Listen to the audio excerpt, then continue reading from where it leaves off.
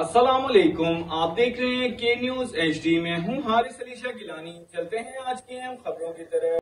खबरों का सिलसिला आगे बढ़ाते हुए रुक करेंगे साहिवाल का, जहां से रिपोर्ट कर रहे हैं हमारे नुमाइंदे अली रजा। भारत G20 मुल्कों के इजलास में अपनी बढ़तरी हासिल कर रहा है।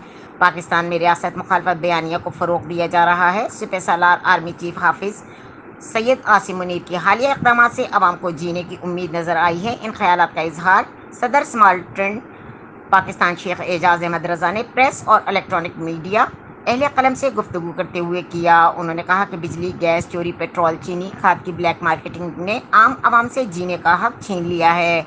गैर मुल्की करेंसी की कीमतों में मसनूई बढ़ाओ, रुपए को ज़मीन बोक्स करके मुल्क व कौम को खरबों का टीका, मईशत गैर कानूनी मुस्तहकम तंज़ील और बेयकीनी की सूरत हाल है। इसको कंट्रोल करने के लिए सिपह सालार के हर इक़दाम की कौम हिमायत करके स्मगलरों, लुटेरों, बदमाशिया, निज़ाम कानून पर काबिज चंद अशराफिया और कौम का इस्तेसाल, वतन को मकरूज करने वालों, दौलत से बदमाशी और दौलत से हुक्मरानी तक का सफ़र, फिर असम्बलियों में पहुंचकर ओपन होली रेट में बिकने वाली मुल्की हमीयत और गैरत और पार्लियामेंट का सौदा करने वालों को अंजाम तक पहुंचाना वक्त का तकाजा ही नहीं बल्कि मुल्की सालिमियत का मसला भी है। दहशतगर्दी, ब्लैक सरमायादारों, वडेरों, जागीरदारों, सरदारों वगैरह मुल्की फंड्स वाले मौलवियों, पीरों और NGOs के गठजोड़ ने मुल्क को इस सूरत हाल तक पहुंचाया है। उन्होंने कहा कि 24 करोड़ 16 लाख अवाम मसीहा की तलाश में है।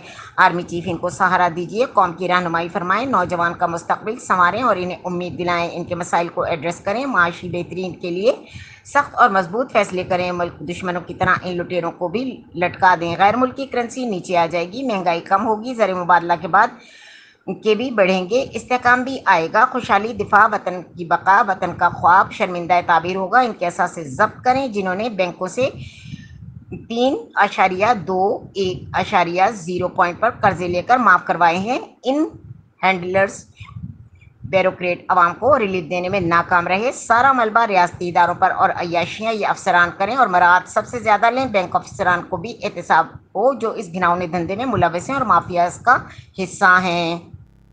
मजीद खबरों और अपडेट्स के लिए हमारे साथ रहिएगा। तब तक के लिए अपना ख्याल रखिएगा। अल्लाह हाफ़िज़।